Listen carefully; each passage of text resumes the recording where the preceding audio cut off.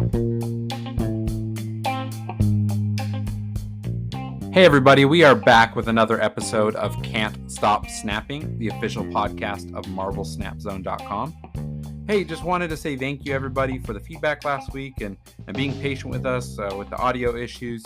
I know that can be frustrating and it makes it harder to listen to the podcast and enjoy the conversations, but I do appreciate the many people that still supported and listened last week, and we have resolved those issues for this week, so appreciate the patience.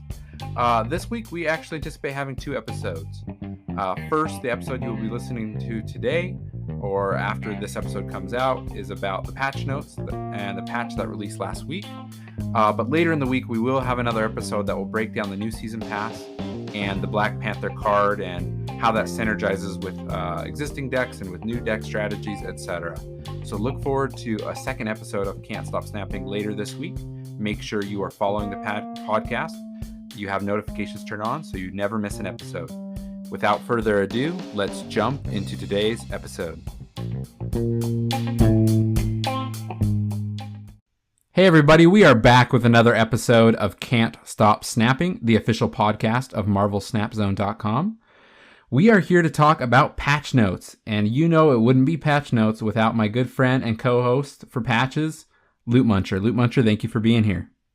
Hey, thanks for having me again. Really excited to talk about this one. Yeah, before we dive into that, I just wanted to see how things went with the latest Cube Rush. I think you guys did a bracket for the first time. How did that go? We did, and it was intense. It's not only we bring the great action, we bring the drama too. So Kawa last minute had to back out on us. So Stone Donkey was coming out of the booth and coming down and playing, leaving me and Super Tech God in the booth and playing in the tournament. Then in the first round, Jesse James' power goes out, or internet goes out at his house. Can't get on. So Winterberg gets a round 1 bye. So then you flash forward and it's Winterberg from the first round bye versus Stone Donkey, the last minute replacement in the finals. And it's wild. Wow. Yeah, I did catch some of it, and it just crazy things happen when you're on live TV, right? Basically. Yeah. Well, awesome. I know that there's going to be a little bit of delay on it, but it will soon be up on Marvel Snap Zone YouTube, so make sure you go check it out there. Yeah, awesome. It's definitely worth the watch. Well, so we are talking patch notes for the November 3rd, 2022 patch. Not as many card changes in this patch as me and Lootmuncher have discussed in previous patches, but there are some interesting things we want to talk about. And first thing first is a feature. This is a new feature that was on the roadmap we saw. These were kind of the in-development features. And we've got the first one, which is titles. So kind of the text here in the patch note says, titles have been added to the reward pool for collector's reserves on the collection level track. Titles are now visible in the matchmaking screen when you load into a match. Let your opponent know what's up. So Lou, I think I felt similar to you, right? When I kind of saw this on the roadmap and stuff, I was thinking it would just be like, superhero Lootmuncher, or like, I'm cool Lootmuncher, I don't know. I didn't think that much of it. But what are your first impressions of this new feature? I guess I should start there. So I think this, so in my mind, this was going to be just card names. The Hulk, Captain America, Nick Fury, Peter Parker, Uncle Ben, whatever. And then what they did with it, the funny writing cleverness of the group to come up with it, and to have humor and self-awareness with the list that has come out. And these, I'm not a dev or anything, but seems pretty easy to just put titles and fonts in the game and words that people can read. So why wouldn't you just do this more often? Everyone, hey guys, take a 15-minute break, just chill out, relax. Think of some funny names and submit them, and then let's keep working. Yeah. So just again to explain for listeners, so when you unlock these titles, you can kind of assign them to your profile. So when you load into matches, it'll say your username, but it will also say this title with your name. And like your catchphrase. Yeah, your catchphrase. And so me and Lootmuncher have the list here, and we were actually reading through them before we were recording, and I'm like trying not to laugh already. But we were reading through the list of some of these, and man, these are good. I think we want to read some of these, Lootmuncher. I'd say we don't do all of them because we want to leave some surprises out there for people. But what are some of your favorites here from the list? All right, so right off the bat, we're not going to say the best one. The best one, though, read the entire list. Read the entire list. And at the very, very bottom, the very, very best one waits for you. It's a gift. It's fantastic. Yeah. So what are some of your favorite ones on here? So I'm just kind of looking from the top. I'm just going to throw a couple out. Gooey yet firm. Let's see. What is it? Flapper Flipper. 90s was the best decade. Eagles Snap. There's just so many good ones. Yeah, I love if you snap, I slap. Yeah. I have a bad feeling about this. Star Wars call out there. Ego, take the wheel. Yeah. What else? What are the other good ones we found in here? Mom, this one kills me. Mom says this is my last game. Oh, I just saw this one. I didn't even know this one before. There's one on here called Top Chef. So we've done on the Cube Rush before. We did the Iron Chef Challenge, where I gave the competitors 4 cards that they had to put together in their decks and then build a deck around it. Yeah, it was so much fun. So. A couple other good ones on here. My child is an honor student. Embarrassing parent. Bumper sticker, essentially. Never lucky. Most juicy. I got them variants. I mean, the list goes on and on. Basically, that's just a taste of what they've put in here. So, props to the developers at Second Dinner because they did not have to go this hard, but they did. So. I'm in love with titles. Talking about the roadmap several episodes ago, I was kind of saying titles, whatever, not excited about it. It's the bottom of my list, but they're just taking every piece of what they do for this game and making it special. I'm just saying, if everyone wants to clip this and send this to Second Dinner and say that there should be a Cube Rush champion title put in the game. That would be pretty awesome. Yeah, it's like where do we submit our own options for names, right? For the list. Yeah, like how awesome would that be? Can't stop snapping podcast guest or whatever. Yeah, like it would be so dope. Oh man. So yeah, I hope there's more of these to come. They've got a pretty good selection to start us off, but I hope they just add more and they make call outs to kind of funny moments from the community. So. Yeah, for sure. When Mephisto comes out completely changed, they're like, "Do you really think we were going to release him like that?" Yeah. Oh man. Well, awesome. Let's jump into the next section here. So we've got the general section here. So a couple of high level things we'll go over quickly. Well, I should say 2 of them will go quickly. One of them I want to talk to your thoughts on this, Lootmuncher. So. First things first, character logos have been added to avatars within the avatar selection menu to more easily understand who each avatar represents. Nice accessibility feature. Not a ton to say there. Also in the general section, ability to resize gameplay window with default to 60 FPS on PC. Nice to have. But the one I want to... Oh, go ahead. Oh, just real fast, I just want to say, I think the character logo has been added to the avatar to an extremely new player. New to Marvel. You're just learning about these Marvel things. You just started dating someone or got a new friend group that is into this thing and you want to get into it. This is a great starting point. Yeah. Who's Hawkeye? Who's Vision? What? Yep. And especially when some of them are like variant art, right? It's a little harder to tell who the character is. So yeah. For sure. Definitely a welcome accessibility feature. The one I want to hear your thoughts on, Lootmuncher, just right off the bat. This change and how you understand the change, because I may understand it a little differently than what I've seen online. Boosters earned after a match will now favor cards with less than 20 owned boosters. How do you understand this, and what's your take on this? So what I'm assuming is even if a card is legendary, but you only have like 15 boosters for it, but you have like 3 commons in your deck, that your lower boosters, you need boosters in order to get it up to split it and start over again. So it focuses you on getting that first before the end.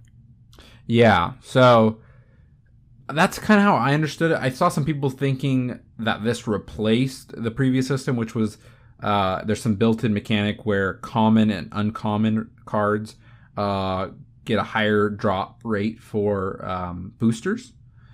But I see this as an additional thing, kind of how you explained it, right? It's maybe when you're in a situation where a card, no matter its level, if it has less than 20 boosters, it targets that one first. But I think if all the cards you have more than 20 boosters, I still think it favors common and uncommon. I'm interpreting that because it doesn't say that it's changed, that it's not doing that anymore. So it's a little bit of an assumption on my part, but I think that's how you understand it as well. Yeah. Definitely sounds like it. So yeah, so I've seen some people upset online saying, "Oh, why would they change this? This is unfair. Now I can't target my common and uncommon cards." Obviously, we may get more clarification, but that's how I understand it. Go ahead. Look, I have a few connections over there. I could message someone real fast, like, "Can you come on and clarify this?"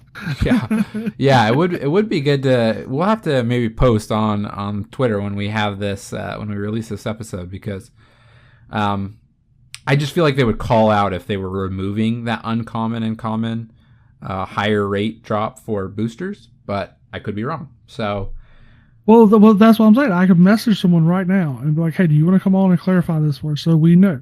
Yeah. So when we release this podcast, you go for it. Yeah. If I think we'll keep going down the list here, but if somebody's got 2 seconds, we'll bring them in here. So. Okay. We'll continuing on here. We have our art and visual effects section. Again, a couple of things I'll probably read through quickly here.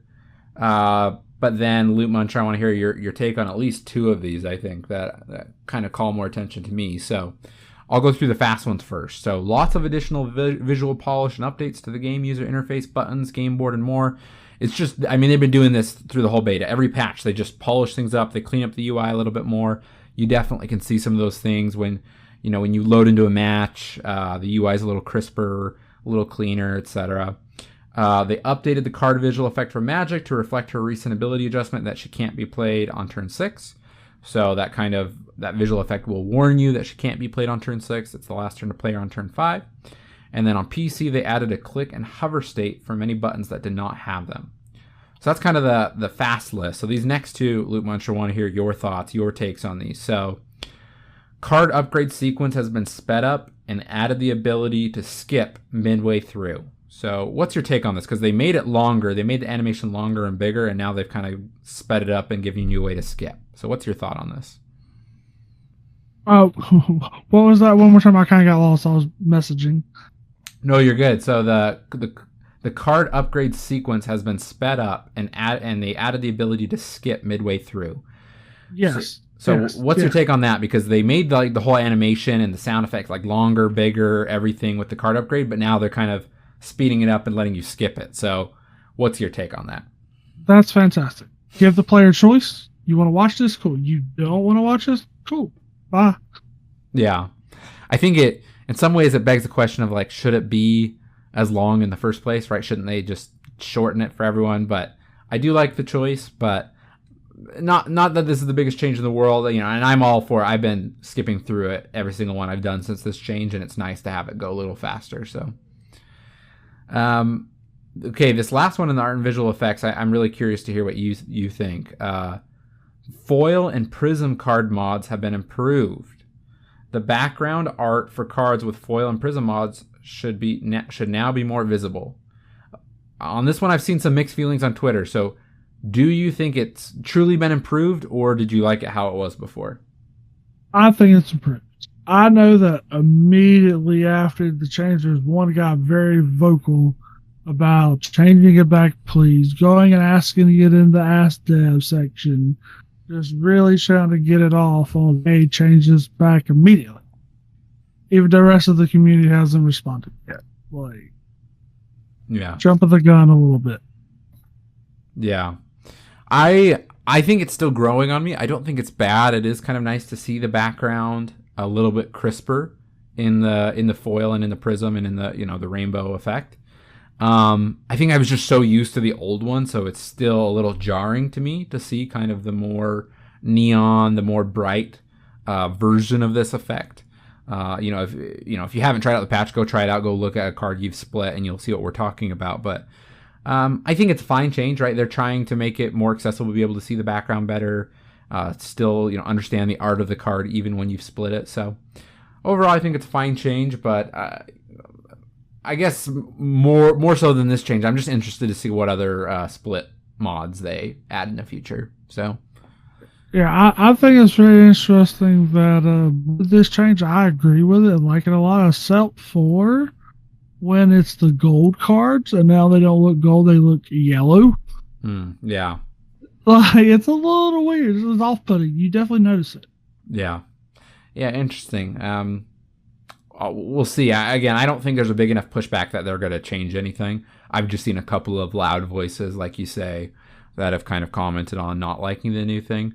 But yeah, I mean, let us know your thoughts. I'd love to hear the listeners' thoughts on Twitter or on Discord. Let us know if you guys like the changes here.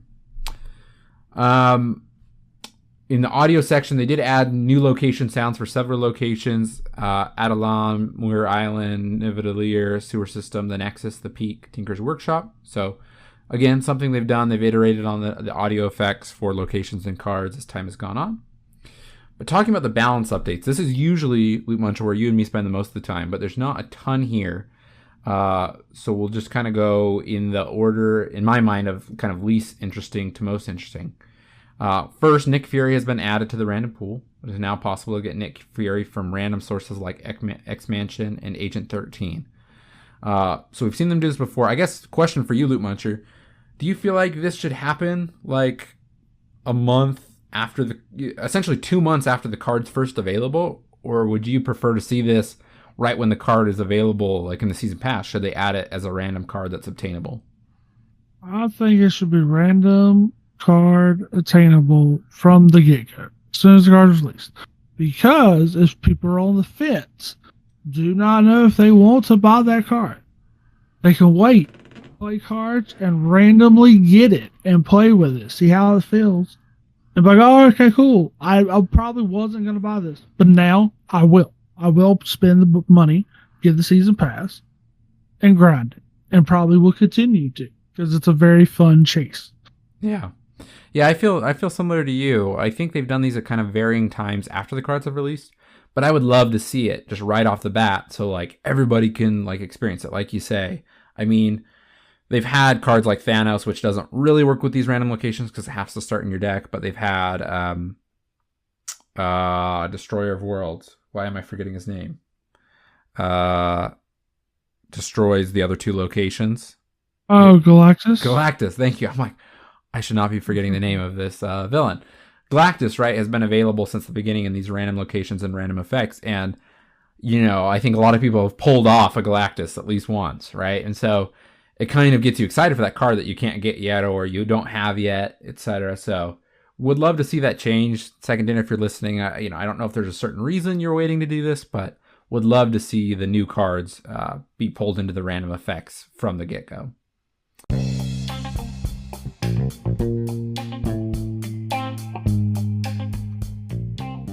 Hey all, I wanted to take a quick moment to talk to you about MarvelSnapZone.com. Marvel Snap Zone is a one-stop shop for everything Marvel Snap on the internet.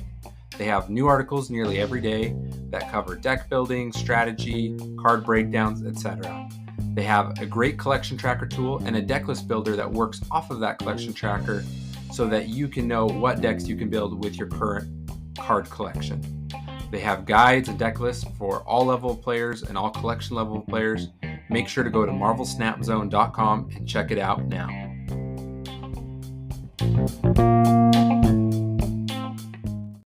Yeah, for sure, and especially with doing it with the tokens coming out, to be able to even if you don't do that, you can still test it out Yeah. in those things. So I think that'd be pretty cool.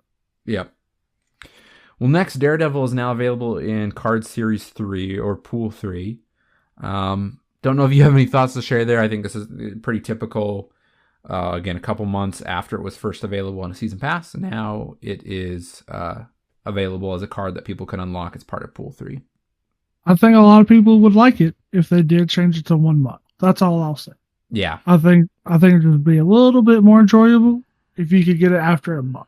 Yeah, at my work, I've got a couple people at my day job to start playing Marvel Snap, obviously, in the last couple of weeks, and they come to me with questions and stuff, and my boss actually said, do I need to buy the season pass? Am I never going to be able to get Miles Morales? And I kind of explained the situation, and he's like, oh, well, then I don't feel the pressure because I know I can get it eventually.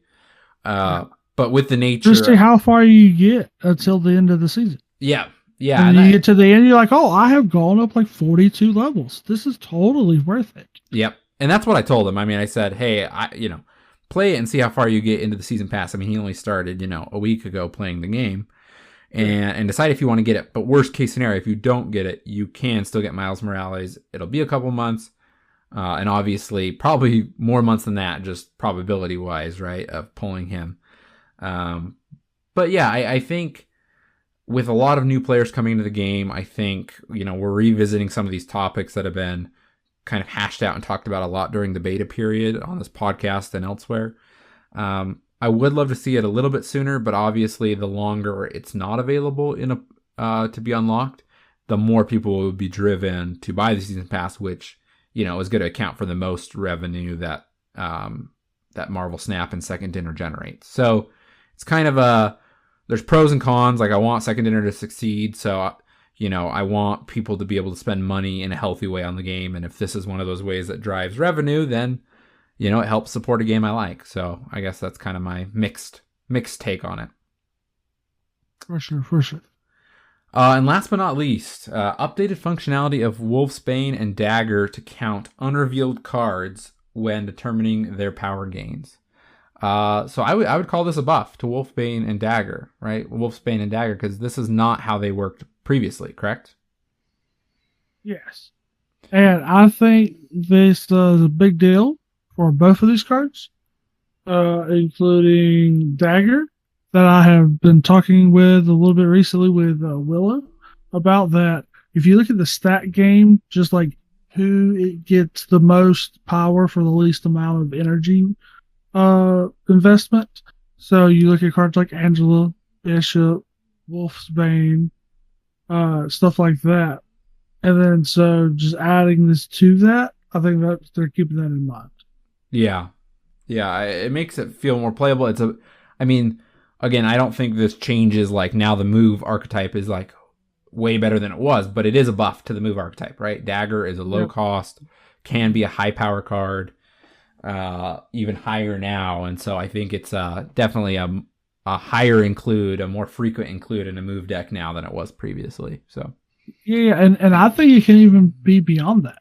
I think if you build the deck correctly, if your turn 6 is Iron Fist, Dagger, and then something else, and already into a strong some lane situations, that's a 2/9. And now this is easier because I've been playing this for like a week. It was very important who had priority. Now it doesn't matter. Yeah, very interesting. And same thing, with Wolfsbane. I mean, Wolfsbane's been a mainstay of many decks, and this only makes Wolfsbane better. Yeah, it just helps you if you do forget the order, because before it would have not been optimal to play it first. Yeah. But now it doesn't matter. Yeah. Which, I appreciate not having to think as hard for certain yeah. And new player friendly. Yes. Okay, kind of going into the bug section. As normal, we're not going to go through and read all the bugs. There's several fixes, several things for the PC client that are fixed, etc. One that did stand out to both of us was, it's one of those bug fixes that we kind of scan for. Is there really any secret buffs or nerfs as part of the bug fixes? So Jubilee no longer triggers on play effects for cards like Angela, Bishop, and Lockjaw when she pulls them from the deck. So how it worked before was if Jubilee pulled Angela, Angela would be placed there, but then Jubilee would count towards being a card played on Angela. So Angela would get +2. Same thing with Bishop. You pull Bishop, you get +1 to Bishop as if Jubilee was played after Bishop. And then Lockjaw, if it pulled Lockjaw, then Jubilee would go back into your deck as Lockjaw. So I think we'd call this a nerf. They call it a bug fix, but I would call this a nerf to Jubilee. Oh, absolutely. This is 100% targets those decks that do not want to play fake. That want to cheat something really bad really early, do really unfair things. So the fact that they are now making that less, not stopping it, not completely stopping it, but making it less powerful as it was before. That's the decision they've gone with. Yeah. So I think it's interesting. I think all card games kind of go through this, right, of clarity, whether that's like how text is worded on cards, and we've seen some of that too, or just how abilities work, right? Because I can't even imagine how complex it is to build a game like Marvel Snap, right, where you have your basic mechanics. Okay, there's this many turns, and this is how a turn is played, etc. But then you have all of these cards that have different abilities, and there's so many combinations, right? So it's just things you're not going to think of how does this interact with another card? And then is that how we want it to interact? Well, I don't know. Let's watch it and see how it plays out and people use it, and then we'll decide how to clarify it, right? Yeah, because they have to figure out a way for this stuff to translate through the years smoothly and seamlessly and not look like they just get a lot better at it as they go. Yeah. Yeah. Okay, well that is, I'm just scanning through one more time. There are several other bug fixes. I would recommend, if you're interested in that kind of thing, checking out the full list. But I don't think there are any hidden other card buffs or nerfs in here. There's a lot of special effects that are fixed for cards that just, had kind of weird effects in certain situations, or they weren't working fully. I have a question. I just saw one. Attempting matchmake without a full deck should now provide a warning message. You could queue up with like a 9-card deck. Attempting to matchmake without a full deck should now provide a warning message. Oh, interesting. I did not know that. So I wonder what happened. Now I can't go back and try it, right? Because I'm on the patch. But yeah, because so you could go in and pick your 9 perfect cards and just know that you're going to see those cards every single game in just some random order. Well, see, this is the thing. I think somebody would have figured out that was the case. I wonder if it just like was trying to queue you up, but then it would just like error out, but it wouldn't tell you. Like there was no warning message to tell you why it failed. You know what I mean? Oh, it just seemed like a random crash. It could be like, oh snap, and it's like, oh, is my internet not working or something like that? Yeah. That'd be my guess because I'm sure you or me would have heard that like, hey, guess what? You can use 6-card decks. Like, yeah, like what? I hope. What yeah, are we doing? We both talked to a lot of people that play a lot of Marvel Snap, so I'm sure we would have known that before now. Yeah, I can't. Yeah. Oh, but that's a good catch. I didn't catch that one. So, well, awesome. Overall take, Lootmuncher. What are your feelings on this patch? How do you feel about it? Very, very fine, good patch. Titles surprised me 100%. Thought it was gonna be super lame, whatever. Super funny. Think they knocked it out of the park. Keep it up, please. Super fantastic, fun stuff like that being added to the game. People got paid real money to make those and put those in the game for us to laugh at. It's fantastic. Fantastic. Yeah, it makes me think. I saw Kraken Knoll. He's been on the show before. He posted on Twitter earlier today. He says he posted a meme that's like a person sleeping in the clouds, and it says, "How I sleep knowing Marvel Snap has great devs." And that's honestly, he tagged Marvel Snap and Second Dinner in his post. It just feels good. We're eating good, right? Like, I would say the global launch of Marvel Snap has been successful. I think there was a little bit of question of, okay, we had like a patch a week before release, but like, are they going to keep the same cadence? Like every 3-ish weeks, are we going to get a patch? 3 weeks later, here we are. We've got another patch, right? This was a long one. Yeah, so it just gives me hope that they're going to kind of keep this iterative approach that you and me have talked before about, where they're just really willing to move fast, make changes, listen to the community, and just add fun content. So, and I would like if they just clarified, be a little open, a little honest. Hey guys, before we could turn these out every 3 weeks, now we need 4. Yep. And this is why. This is what's up. This is what's happening. Yep. Yeah. So excited to see the next patch. I mean, if we follow the same cadence, maybe end of the month, beginning of December, we'll see another patch that will, cross your fingers, bring us friendly play. We understand that that's coming before the end of the year, so I'd imagine that's in the last patch or so of the year. We may squeeze in 2 patches before the end of the year. We will see. Holiday times obviously throw some stuff off. If I had to put money on it, I would guess, or if I had to put 8 cubes on it, I would definitely guess 1 more patch for the year, and then they'll hit the new year with a new patch. It would be my guess. If they early December, yep, agreed, drop the new season pass card, I don't know if you want to talk about that, or we know. We'll probably, you and me will probably keep that hidden for listeners. Okay. I'll say listeners' leaks are out there if you want to know what future season passes are, but they're out there if you want to find them. But knowing what that is, I think that they're going to also drop. Okay, guys, this is it. In for the year. Don't expect another one until January, middle-ish, and then go dark, but drop it and the collection, or what are they calling them? The tokens? The collector tokens. Yep. Would they drop that? They should. It seems like what they've been talking about, it makes sense to me, is that that's when Pool 4 and 5 will come out. For the people with full collections can go ahead and start earning those tokens. And other people can still earn them in replace of like a rare drop of your 3. So everyone can still get them. But obviously we don't have all cards to collect, so we're just going to get them. I just think that's a really cool thing. And drop that with the brand new cards, with the pull 4 to 5. There's going to be a whole bunch of new cards for everyone to get. I think that'd be fantastic. Merry Christmas, Happy New Year. Take some time off. Yep. Well, time will tell. You and me will be back, I'm sure, in a few weeks to talk about, hopefully, all of your predictions coming true.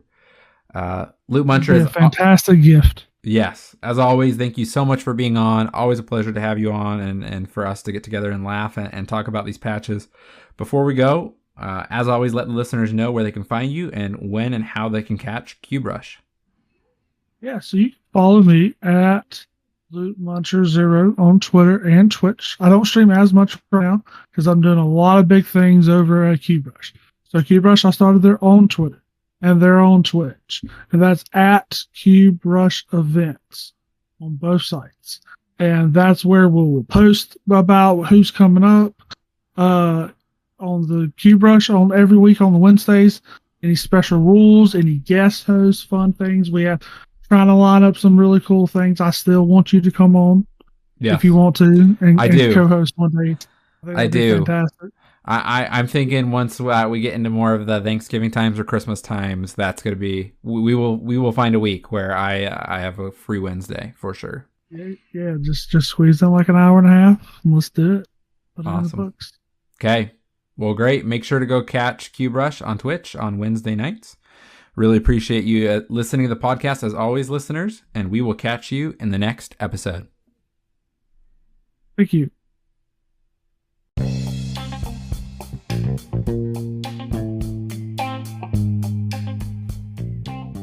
Can't Stop Snapping is a podcast written, recorded, produced, and hosted by Michael Thurman.